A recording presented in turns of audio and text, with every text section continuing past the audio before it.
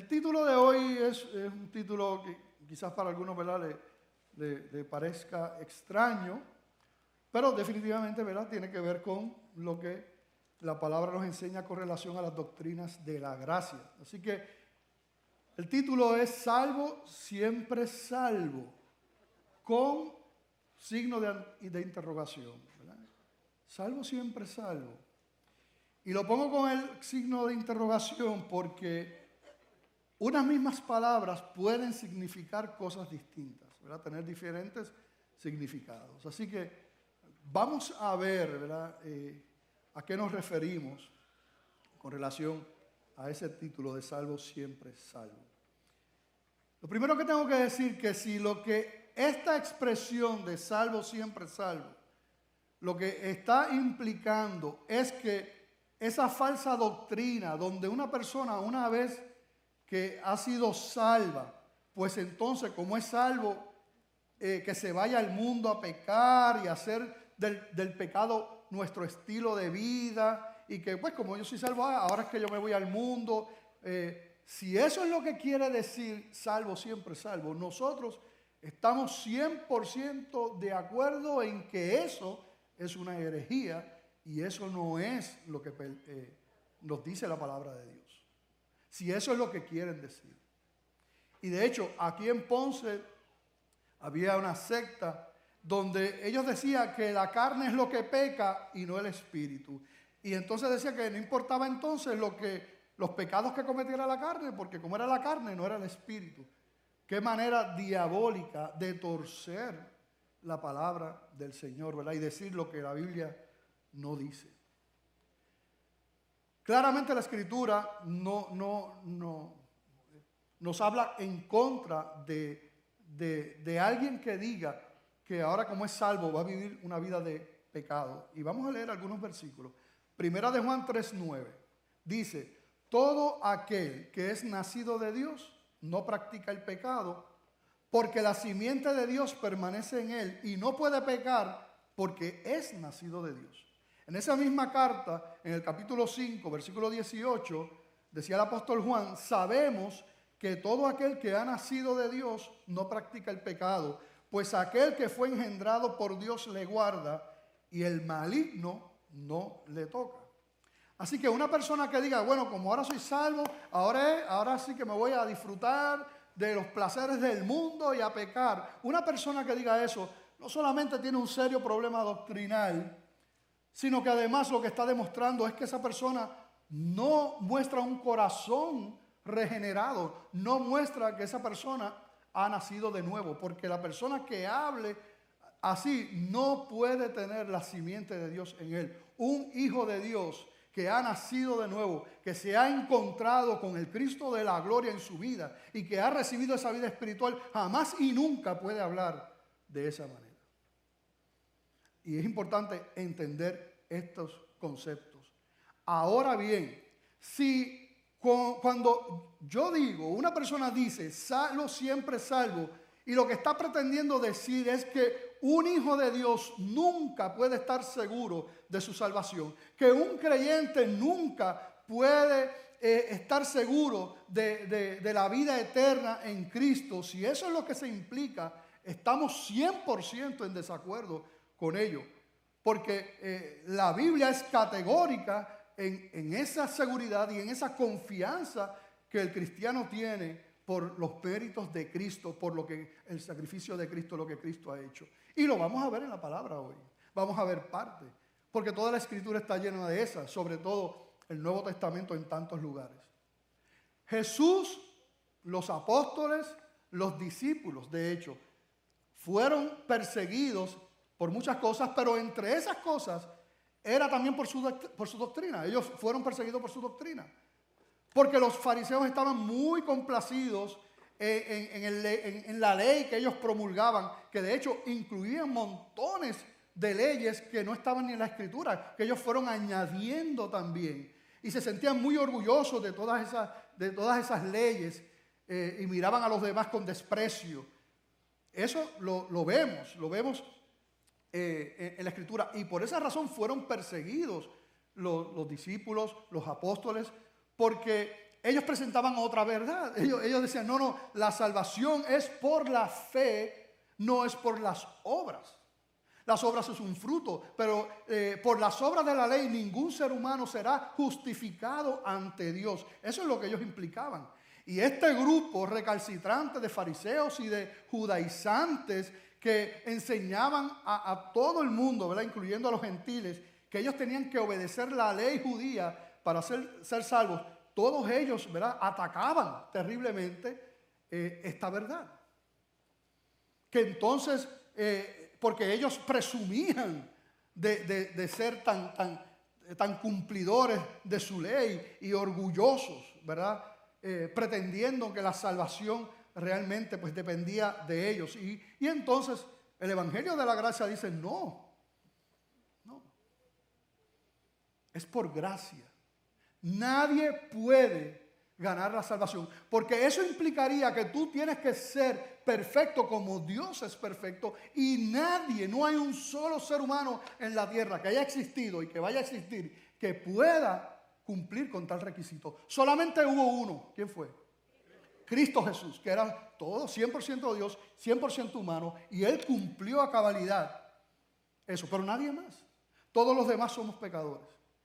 Y nosotros vemos cómo inclusive el apóstol Pablo, que es uno de los que más enseña estas verdades doctrinales en la palabra, nosotros vemos cómo era atacado él y cómo nos presenta en algunas de sus epístolas combatiendo lo que esta gente decía.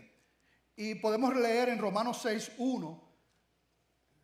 Y fíjate que él está respondiendo a este argumento, claro, de otra manera, con otras palabras, pero él está respondiendo a esto.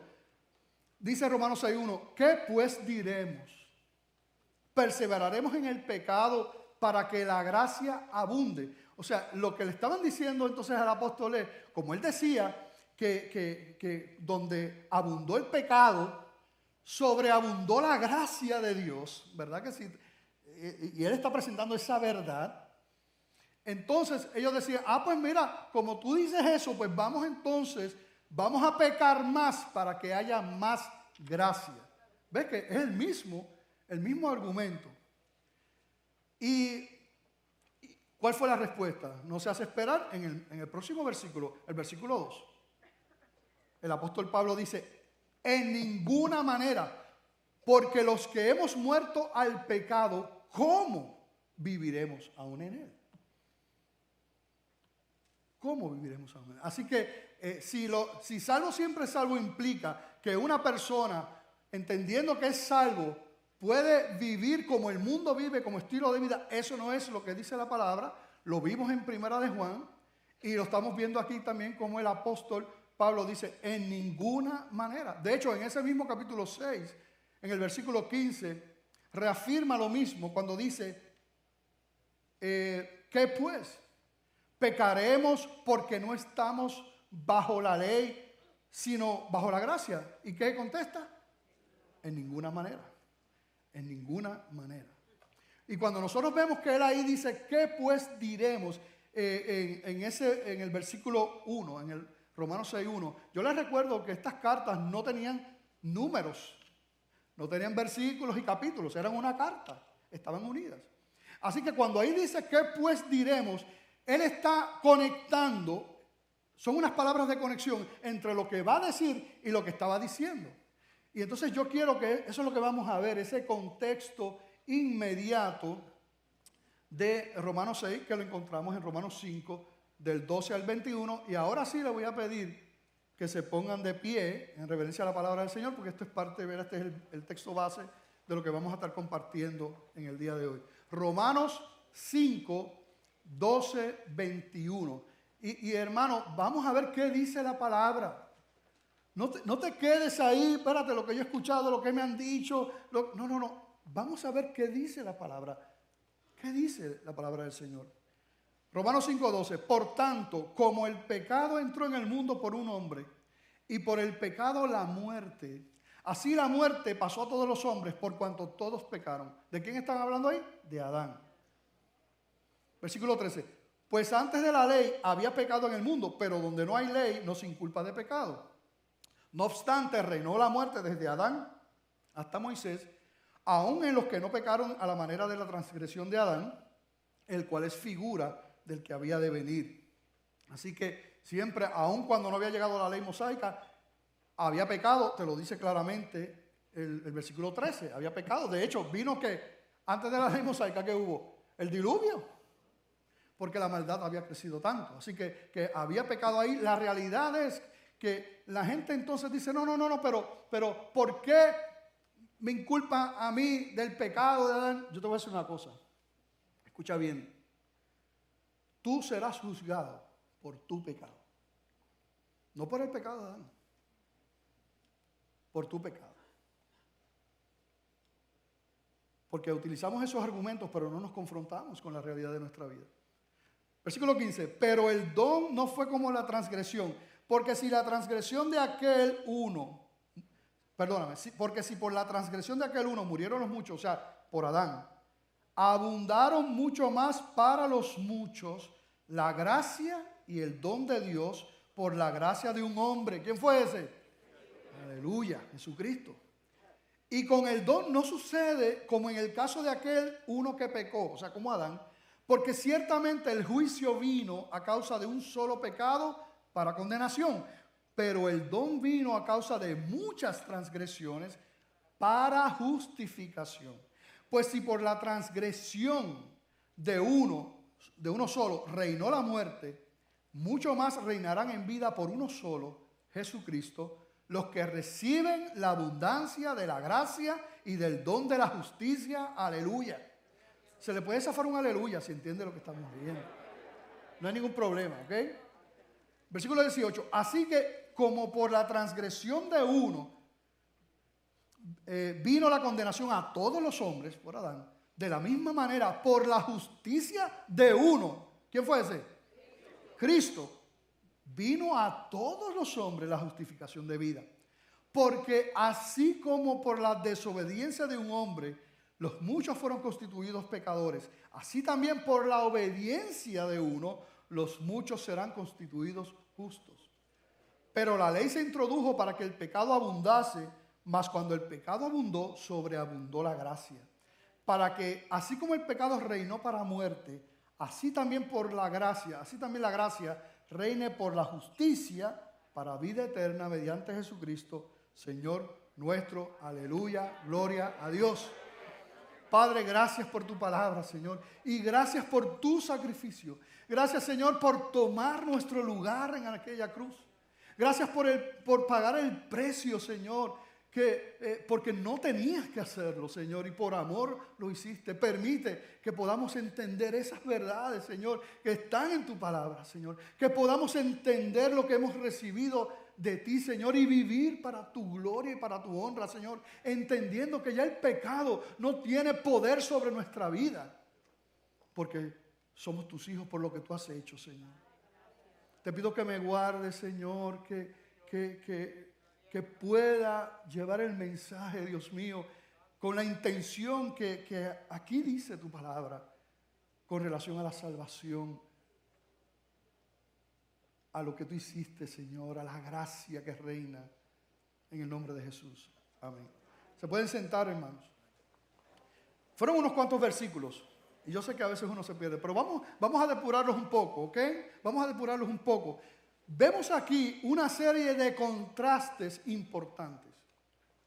Y eso ocurre mucho en la Biblia, ¿verdad? En Proverbios también los encontramos, ¿verdad? Donde tú ves esos contrastes. Y vemos en este capítulo 5, definitivamente una serie de contrastes que es bien importante entenderlos para comprender, ¿verdad? Lo que nos está diciendo la palabra del Señor. Y lo que vemos ahí es que dos pactos, las consecuencias por el pacto en Adán, lo que Adán hizo y lo que eso significó para toda la raza humana y lo que Cristo hizo, Y primero nosotros tenemos que decir que el apóstol Pablo ratifica el Viejo Testamento, ratifica el Génesis. Que hay gente que dice, no, yo creo en el Nuevo Testamento, pero no creo en el Viejo Testamento. O yo no creo en el Génesis, esos son cuentos. Y esto no. Vemos en la misma palabra en el Nuevo Testamento cómo se ratifica el Antiguo Testamento cuando está citando, ¿verdad? allí el libro de los Génesis. Y en estos contrastes, en estos versículos que hemos leído en el capítulo 5 de Romanos, vemos dos reinos manifestados, un reino de la luz sin duda y de la vida, y un reino de muerte y oscuridad. Eso es lo que estamos hablando. Y comienza precisamente con el reino de la muerte versus el reino de la vida eterna. Vemos el contraste entre la obra de Adán y lo que eso significó y la obra de Jesucristo. Y vamos a ir poco a poco viéndolo para aplicarlo a nuestra vida. Lo primero que vemos allí, el primer contraste, es que todos pecaron en Adán y así la muerte pasó a todos los hombres. Escucha bien lo que dice la palabra del Señor. La palabra de Dios dice que como Adán pecó y desobedeció al Señor, entonces toda la humanidad fue contaminada. Primero él sufrió la muerte, no solamente la muerte física, porque seguramente Adán y Eva fueron creados para estar con el Señor allí eternamente para siempre, pero entonces por causa de su pecado llega la muerte física, uno, y peor aún, la muerte espiritual, que es peor todavía. Se rompe esa comunión por causa del pecado de Adán. Pero entonces vemos que en la Biblia dice que la consecuencia fue que esa inclinación hacia el mal, esa naturaleza caída, pasa a todos los hombres, y todos los hombres después de Adán nacen con esa naturaleza caída. A nadie le enseñan a pecar. Ya nace con eso. Los bebitos tú ves manifestados, porque es que la gente tiene un concepto de los pecados a veces que vamos a ver más adelante, grandes y pequeños, pero nosotros vemos hasta los bebitos manifestando actitudes egoístas y todo eso, ¿verdad? Yo les he hablado a ustedes del clásico ejemplo de los dos bebitos que tú le das un carrito a uno. ¿Y qué va a pasar cuando tú le das un carrito a uno? Empiezan a pelear ahí. Y si pelean mucho, uno de ellos, y tú le diste un carrito, coge el carrito y le da por los cascos de la cabeza al otro bebé. Nadie les enseñó. Eso es parte de esa naturaleza. Ahora, para muchos, no todos, dice, abundó la gracia y el don de Dios por un hombre, Jesucristo. Así que en Adán, todos nacen con esa naturaleza caída, inclinada al mal, todo el mundo ha pecado. La Biblia dice que justo no hay ni uno solo. No hay una sola persona aquí, en esta iglesia, que nos esté viendo por ahí y en el mundo entero, que pueda decir que puede cumplir la ley de Dios, que pueda decir que está libre de pecado. No hay uno solo. Y si hubiera alguien aquí que dice, yo puedo levantar la piedra y entrarle a pedrar a algún pecador aquí, el que haga eso, la Biblia dice que es un mentiroso. Porque la Biblia dice que el que dice que no tiene pecado hace a Dios mentiroso. Y Dios no es mentiroso. Pero entonces vemos que por un hombre también viene la gracia del Señor. Otro contraste, dice en estos versículos que leímos, el juicio vino a causa de un solo pecado para condenación. Por el pecado de Adán, todos hemos sido condenados y tendremos que enfrentar ese juicio. Ahora, el contraste es, que dice también aquí en este pasaje que vimos, que el don, el regalo, vino a causa de muchas transgresiones para justificación. Y cuando decimos ahí fíjate esto, un solo hombre, el juicio vino por causa de un solo hombre y afectó a toda una humanidad. Eso fue lo que pasó en Adán. Entonces, el contraste que vemos es que entonces toda esa humanidad, por un montón de transgresiones, entonces viene uno para entonces justificarnos a todos esos que han pecado. La justificación es simplemente cuando Cristo atribuye su justicia a los que creen en Él. Yo estoy seguro que todos los que están aquí han escuchado que justo no hay ni uno solo. Que no hay ni uno solo que se pueda justificar delante de Dios, que pueda ser llamado justo. Sin embargo, aquí te dice que a causa del regalo de ese sacrificio de Cristo, vino a causa de muchas transgresiones para justificación. Y cuando nosotros también vemos en la palabra que se habla de justos, entonces no es que son justos en su propia justicia humana, sino que la justicia de Cristo es imputada, impartida en la persona. Y por eso es justo, porque la justicia de Cristo ha sido atribuida. Y eso es lo que está presentando aquí. Además, dice en esos contrastes que acabamos de leer, que por la transgresión de uno solo, de Adán, reinó la muerte. Y cada cementerio es un recordatorio de lo que el Señor le dijo en el huerto del Edén. Porque mueren físicamente.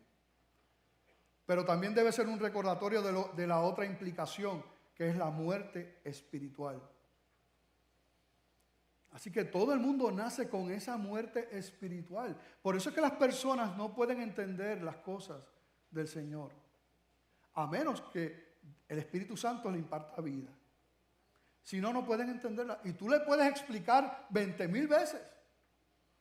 Pero si no hay vida espiritual, luz espiritual, no hay manera de entender. Por la transgresión de uno, reinó la muerte. Ahora, el contraste, por uno solo, Jesucristo, mucho más reinarán en vida los que reciban la abundancia de la gracia y el don de la justicia, el regalo de la justicia. Aleluya. Muchos condenados por lo que un hombre hizo. Entonces, muchos pecadores, entonces perdonados por lo que hizo un hombre. Dios con nosotros, Jesucristo. Aleluya. Gloria a Dios, gloria al Señor. Que no importa todo lo que tú hayas hecho. No importa nada de eso. Él abrió un camino. Por la desobediencia de uno, fuimos constituidos pecadores. Por la obediencia de otro, fuimos constituidos justos.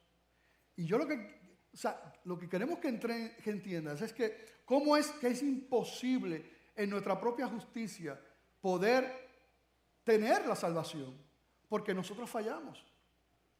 Pero quiero que veas y le creas a la palabra cuando dice, no, pero es que para ti eso es imposible, pero ya Cristo hizo lo que tenía que hacer y por su sacrificio Él te dio su justicia. Tú eres justificado. Ya no hay condenación para aquellos que le han entregado su vida a Jesús. Luego nosotros vemos que en Romanos 5:20, después de estas comparaciones, nos dice que la ley se introdujo para que el pecado abundase, mas cuando el pecado abundó, sobreabundó la gracia. Y entonces ahí viene, pero espérate, ¿cómo que la ley del Señor y los mandamientos se introducen para que abunde el pecado? ¿Qué quiere decir esto? Yo creo que si leemos en Romanos 3, 19 y 20, se nos aclara mucho lo que quiere decir el apóstol. Romanos 3, 19 dice, pero sabemos que todo lo que la ley dice, lo dice a los que están bajo la ley, para que toda boca se cierre y todo el mundo quede bajo el juicio de Dios. Ya que por las obras de la ley, ningún ser humano será justificado delante de él, porque por medio de la ley es el conocimiento del pecado. Así que la ley lo que ha hecho es mostrarnos a nosotros nuestra maldad y nuestro pecado. Pero nunca la ley fue dada para salvarnos. Porque para tú poderte salvar a través de la ley, ¿qué tú tenías que hacer? Cumplirla completamente. No podías violarla a ningún punto. Por eso es que en el libro de Santiago, capítulo 2, versículo 10, dice, porque cualquiera que guardare toda la ley, pero ofendiere en un punto, se hace culpable de todos. Porque ante Dios es lo mismo. De hecho, ¿por cuántos pecados fue destituido Adán de la presencia del Señor? Yo siempre hago esa pregunta. ¿Por cuántos? Por uno solo. Porque es que nosotros generalmente acostumbramos a compararnos con el que creemos que está abajo. Nosotros acostumbramos a compararnos con el que creemos que está peor que nosotros, con el que es malo, con el que está en la cárcel, con el que está en las drogas, con el que vive una vida loca por ahí, con el que no ha estudiado, con lo que sea. Nos inventamos una serie de cosas donde nosotros miramos entonces al que está abajo y nos comparamos con ellos y creemos que es más, Dios se digna en tenernos en el cielo porque somos tan buenos. El problema es que tú no te puedes comparar con el que tú crees que estás abajo.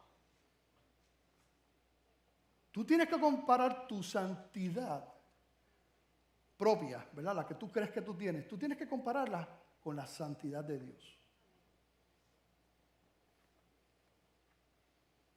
Y cuando tú haces eso, ¿cómo quedas? O frito.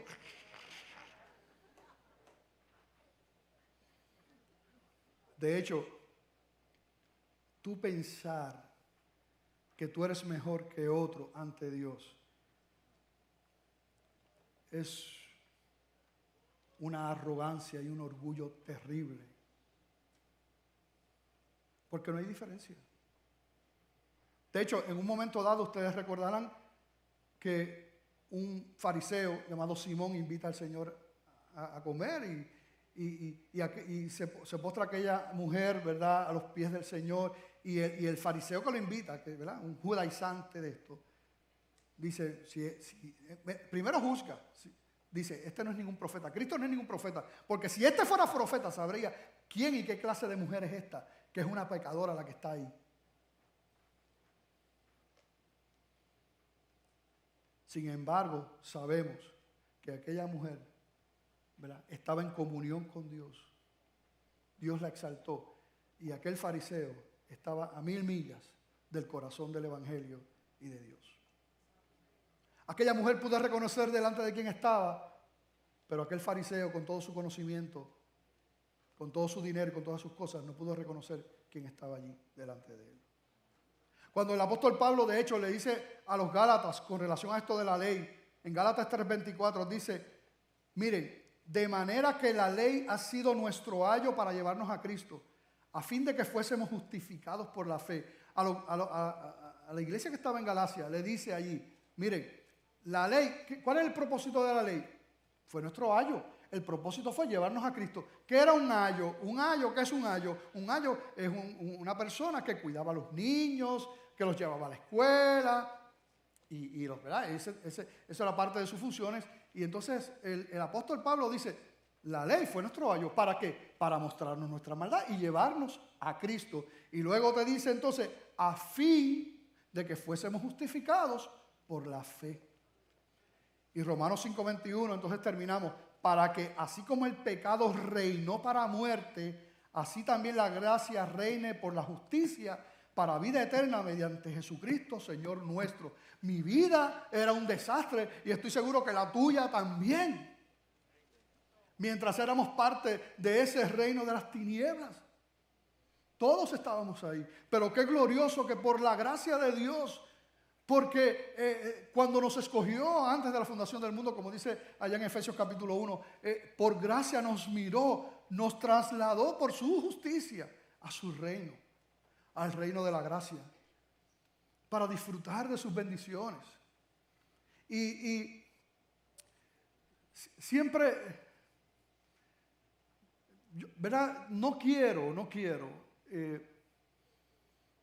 porque podemos ser enfáticos con estos judaizantes, ¿verdad?, que están en contra de las doctrinas de la gracia ¿verdad?, y juzgan y demás, pero más que eso, yo quiero que podamos entender lo que nosotros hemos recibido. Que el pecado no me define a mí como hijo de Dios, ni te define a ti. Sino que quien te define a ti es lo que Cristo hizo en tu vida. Y tú eres un hijo de Dios, salvado por el Señor, que estás en sus manos, que nunca te va a dejar, que nunca te va a soltar. Nunca. Y más adelante vamos a estar ampliando eso. El evangelio, entre comillas, de las obras de la ley, parece muy piadoso. Parece de gente que es bien, ¿verdad? Así que se niega a todo y parece piadoso, ¿verdad? Y son esos así que miran, ¿verdad? Que miran como que yo sí que soy santo, ¿verdad? Y tú, ¿verdad? Yo di un ejemplo en el primer culto y yo creo que lo puedo hacer aquí también. Escuche bien, ¿cuántas rubias hay aquí que no nacieron rubias? Hubo valientes en el primer culto. Hubo valientes. ¿Ah? ¿Cuántas rubias hay aquí que no nacieron rubias? Pero todavía recuerdo esas imágenes de esa hermanita que ha sido lavada por la sangre de Cristo, que ha recibido el perdón de sus pecados, que se ha arrepentido, que vive para el Señor, pero que también le gusta pintarse el pelo. Ir a este lugar y que fuera mirada de arriba abajo. Qué pecadora. Eso es lo que hace no me gusta usar ni la palabra evangelio, pero ese mensaje judaizante, eso es lo que hace. Porque parece muy piadoso, pero realmente lo que exalta, ¿tú sabes qué? Es el hombre. Porque entonces pone la confianza, en vez de tener nuestra confianza, pone una falsa confianza en nosotros mismos y en nuestras obras.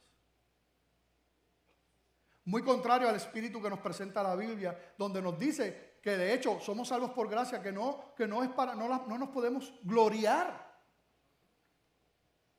que tenemos que ser humildes. Pero cuando tú crees que depende de ti, entonces puedes mirar a los demás con desprecio. Cosas terribles pasan, ¿verdad?, cuando eso ocurre. ¿Cuál es el problema? Mira, las vidas que tienen problemas en entender las doctrinas de la gracia, sobre todo, por ejemplo, la seguridad de la salvación, que estás seguro en Él, que nada ni nadie te puede arrebatar de su mano. El problema está, ¿tú sabes dónde está el problema? En entender realmente la total depravación del hombre. ¿Y qué es eso, pastor? Entender cuán pecadores somos nosotros. Poder entender cómo el pecado, realmente todo lo que abarca el pecado. Cuando uno tiene problemas con eso, entonces uno se cree que uno puede dar el estándar, ¿verdad?, para la salvación. Por ejemplo, hay personas que piensan que la salvación es como una balanza. Si yo tengo, ¿verdad?, más obras buenas que obras malas, pues entonces hacia donde se vaya la balanza, pues entonces, pues yo soy salvo. Y hay gente que dice, yo espero tener más buenas que malas. Pero eso no es lo que dice la Biblia. La Biblia dice que la paga del pecado es la muerte. Un solo pecado es suficiente para condenarte. No entienden eso. Y hay una razón que yo quiero explicarles hoy. Y es que eso nosotros lo hemos recibido de una herencia religiosa católica romana aquí en nuestro país. Hemos recibido eso porque se habla allí de unos pecados veniales y unos pecados mortales. Pecados grandes y pecados pequeños. Y nosotros venimos con eso. Y creemos, entonces hacemos una lista de pecados. Y por ejemplo, y esta es la lista, más o menos así. No matar. No robar. No adulterar y fornicar, ni nada de eso. No fumar, no beber, no vicio. No decir malas palabras. Ir los domingos a la iglesia, siempre. Entonces, ya, ese es tu, ¿qué más? No, eso es. Ok. Pues entonces, tú miras ese listado y tú dices, pues yo cumplo con todo esto. No entendemos el alcance del pecado. Porque la Biblia dice, ¿tú sabes qué dice la Biblia? Que saber hacer lo bueno y no hacerlo es pecado. Si tú tuviste la oportunidad hoy de bendecir a alguien, de ayudar a alguien, y Dios lo puso en tu camino para que tú le hablaras, para que tú lo cuidaras, para que tú le dieras de comer, para lo que sea, y tú pasaste de largo, tú pecaste. Y si la salvación dependiera de las obras, perdiste la salvación. Si tú vas en el carro y de momento se te cruza un bocetero,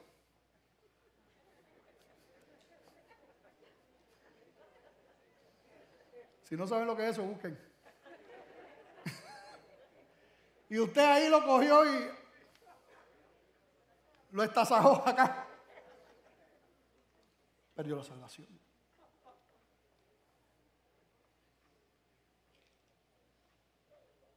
si murmuró en su mente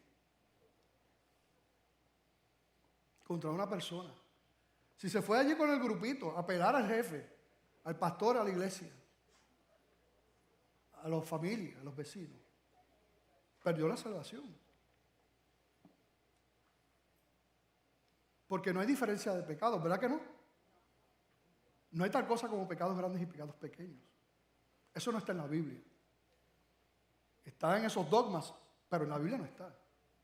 Ya les dije que Adán y Eva por un pecado nada más fueron destituidos de la gloria de Dios y eso dañó toda la humanidad y toda la historia. Un pecado. ¿Cómo tú me vas a decir a mí que hay pecados grandes y pecados pequeños? Pero en este último momento, ¿verdad? Hablamos de eso, pero el mensaje que quiero traer, la otra cara de la moneda, es que cuando no conocemos estas verdades, Satanás quiere mantenernos aplastados y no vivir la vida que el Señor quiere que vivamos. Inclusive que tú pienses que el pecado te define lo que tú eres, quién tú eres. Porque entonces mira lo que pasa, miren lo que pasa.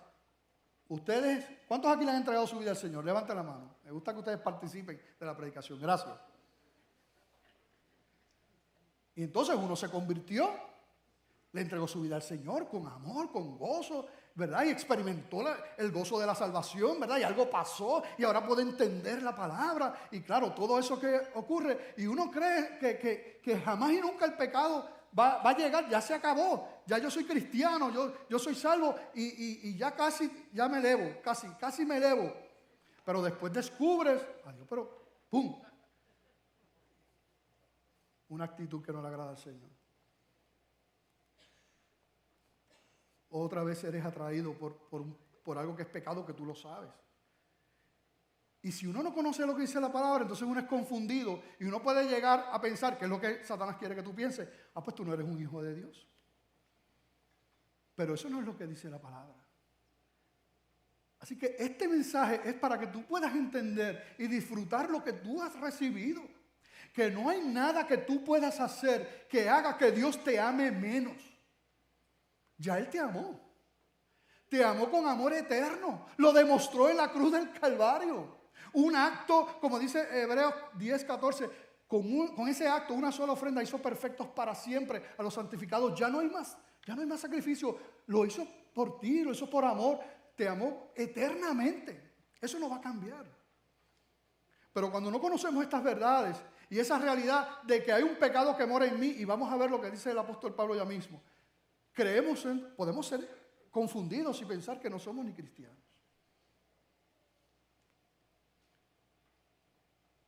Y otra cosa que hace la ley es que cuando nos enfocamos en cumplir con unas normas, no como un acto de amor y como fruto por lo que hemos recibido, sino que como que nuestra fuerza, no, yo no puedo hacer esto, yo no puedo hacer, es como que una atracción, porque eso es lo que ocurre con el legalismo, ¿verdad? Te dicen, no hagas esto, y es como que algo como que, hazlo, ¿verdad? Es parte de esta naturaleza. Recuerdo la ilustración del pastor que hizo una vez, cuando uno es chiquito y le están enseñando a correr bicicleta. Y yo recuerdo esto, yo no sé si me pasó a mí, pero lo recuerdo muy bien. Cuando estás empezando a correr bicicleta, cuando tienes las gomas chiquitas, no hay ningún problema. ¿Cuántos dominaron esa etapa? Tremendo, no hay problema. El problema es cuando le quitan las gomas chiquitas, ¿verdad? Y ahí empieza, y entonces, quizás a algunos de ustedes les pasó que le dijeron, ten cuidado con aquel poste. ¿Y qué pasaba? Era como que el poste te llamaba, era un imán. ¡Bum! Así también es el legalismo, así también.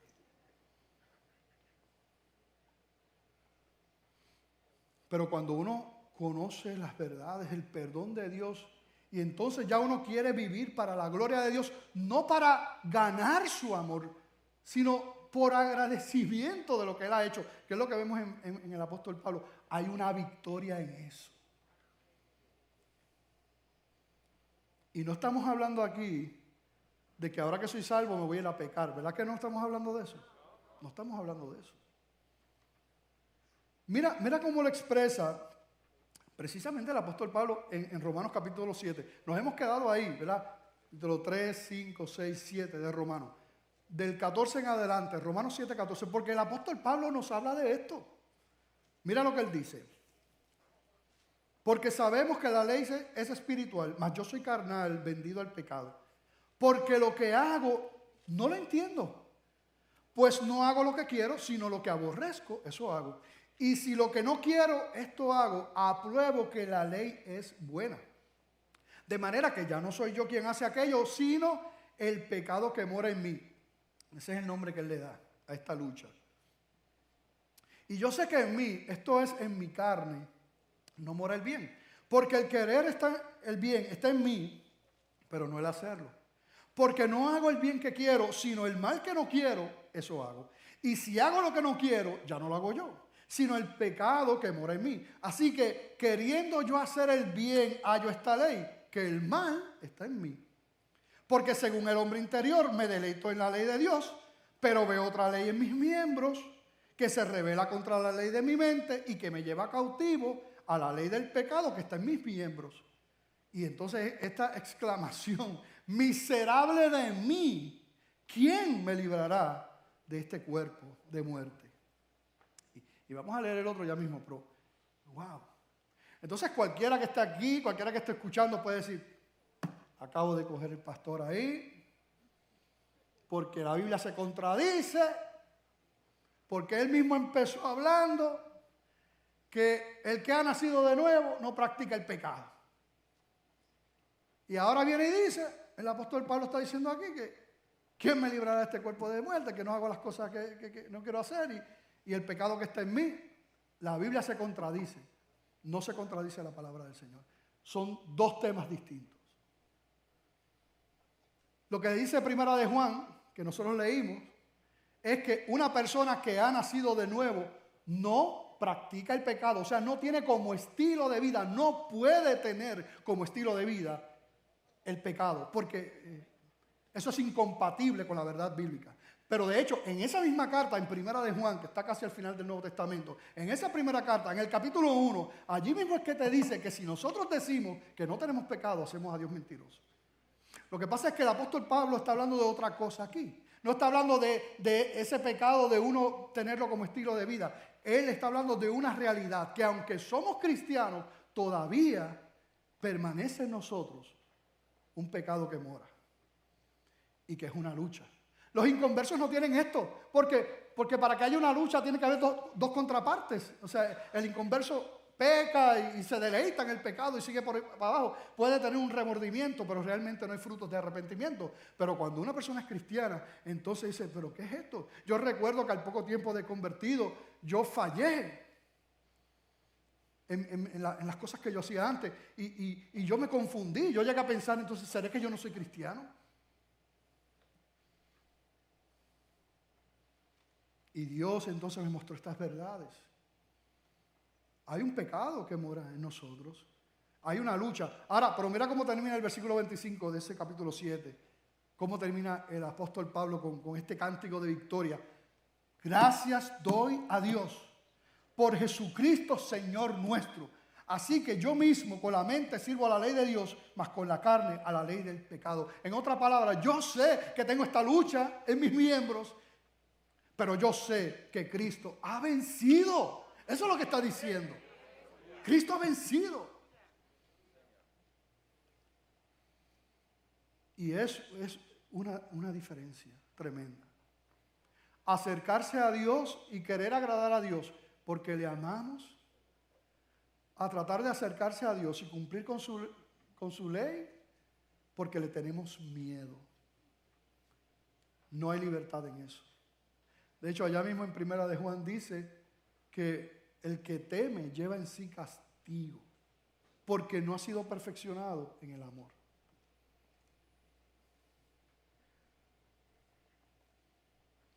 Dios no va a terminar con nosotros. ¿Tú sabes hasta cuándo? ¿Hasta cuándo? ¿Cuándo es que termina contigo? Cuando Él venga o tú te...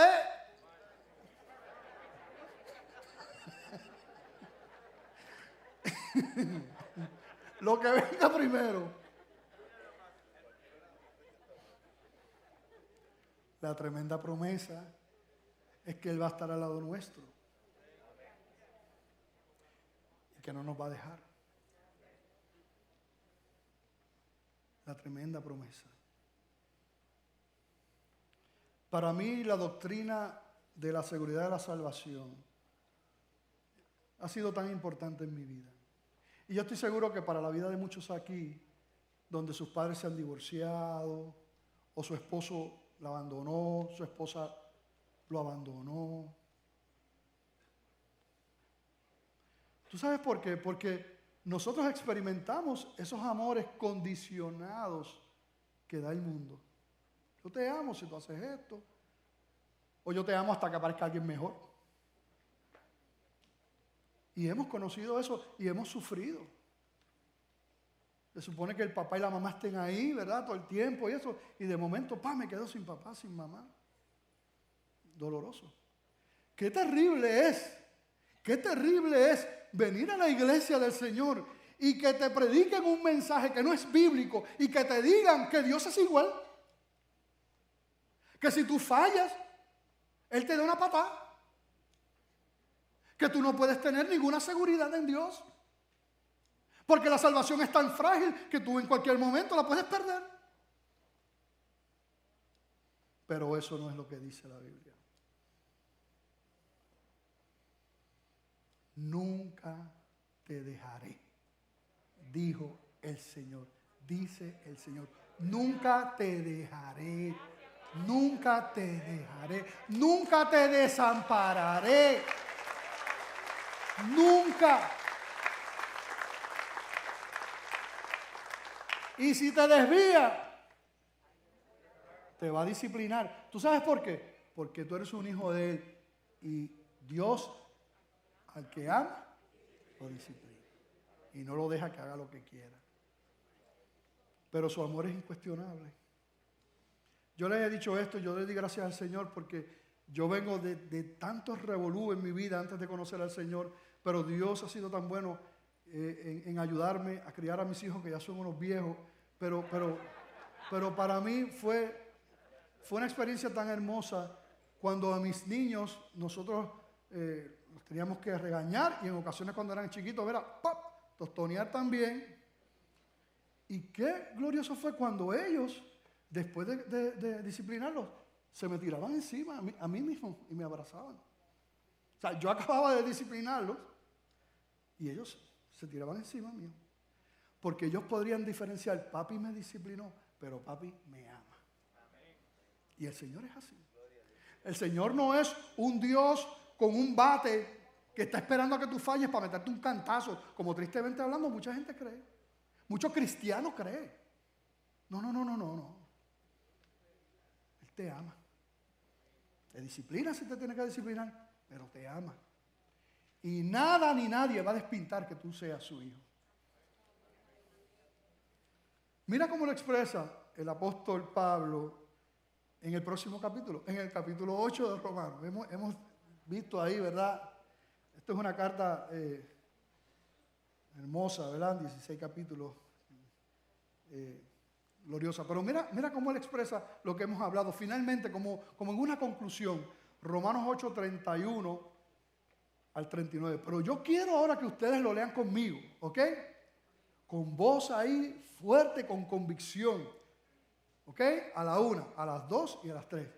¿Qué pues diremos a esto? Si Dios es por nosotros, ¿quién contra nosotros? El que no escatimó a su propio Hijo, sino que lo entregó por todos nosotros, ¿cómo no nos dará también con Él todas las cosas?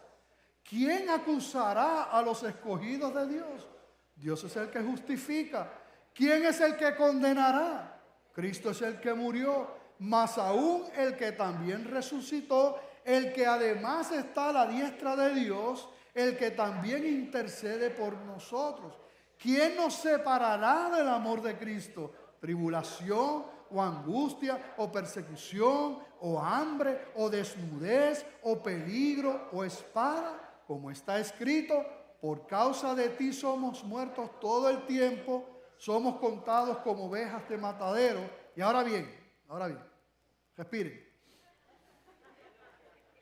Antes, en todas estas cosas, somos más que vencedores por medio de aquel que nos amó. Por lo cual estoy seguro de que ni la muerte, ni la vida, ni ángeles, ni principados, ni potestades, ni lo presente, ni lo porvenir, ni lo alto, ni lo profundo, ni ninguna otra cosa creada nos podrá separar del amor de Dios que es en Cristo Jesús, Señor nuestro. Aleluya. Aleluya. Gracias, Señor.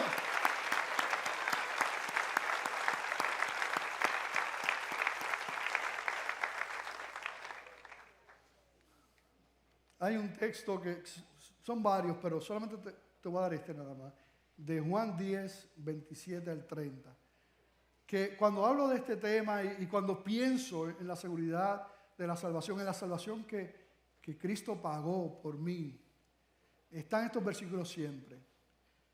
Él dijo, literalmente, en Juan 10, 27, mis ovejas oyen mi voz y yo las conozco y me siguen.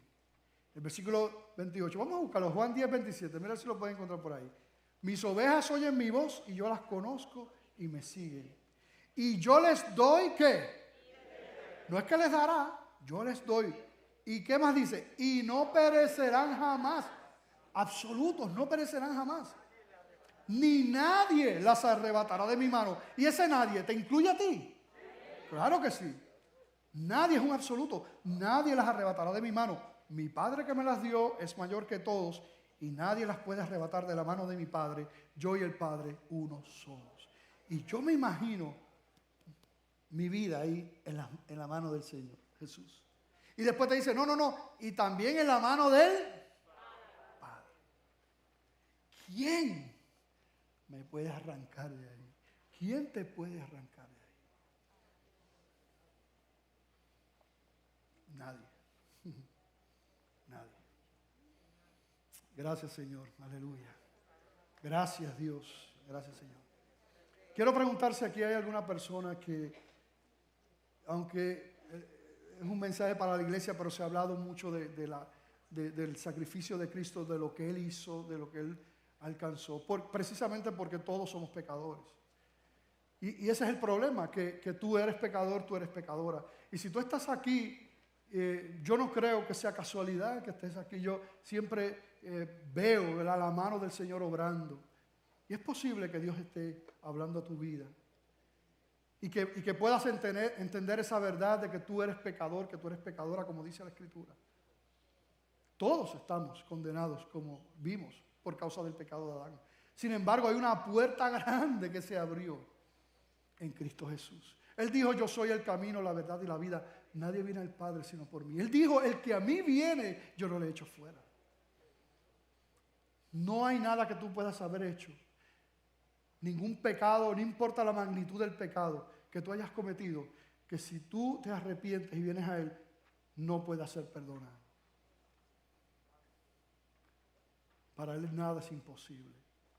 Pero es importante reconocer que somos pecadores. Es importante reconocer que no es un asunto de ir a la iglesia, que no es un asunto de obras, es un asunto de creer en Él, en Cristo. Él es el único camino.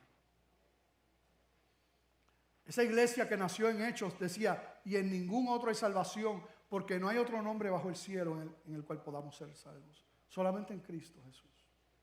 Cuando el apóstol Pablo le hablaba a Timoteo, le decía, porque hay un solo Dios y un solo mediador entre Dios y los hombres, Jesucristo hombre.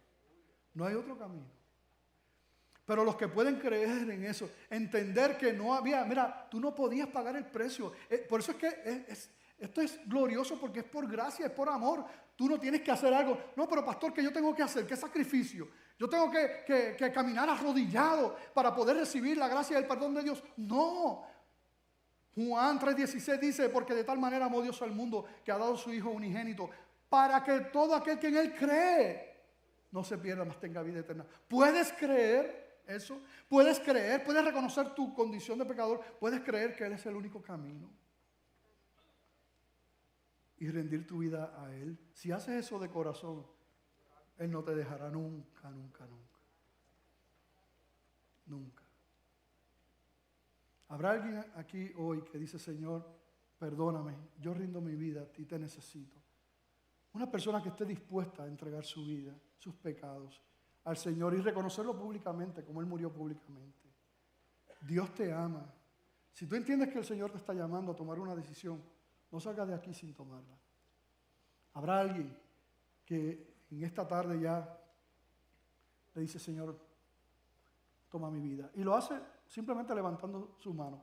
Queremos orar por ti. Habrá alguien que hoy toma esa decisión, que entiende que el Señor le está llamando. Dios te bendiga, Dios te ama. Dios te ama, eres especial para el Señor. Puedes bajar tu mano. Y uno piensa, pero ¿qué yo voy a hacer? Yo no soy ni de la iglesia. Mira, yo no te estoy hablando ni de la iglesia, te estoy hablando de una relación con Cristo. Pero yo sí te puedo asegurar que si necesitas ayuda y estás solo, estás sola, claro que con mucho amor y con mucho gusto te vamos a ayudar. Pero el enemigo siempre quiere engañar. Pero espérate, déjame cambiar esta vida, porque es que yo tengo una vida desordenada. Cuando yo ordene mi vida, entonces vengo al Señor. No. Tú necesitas al Señor para ordenar tu vida. Si no, nunca podrás venir.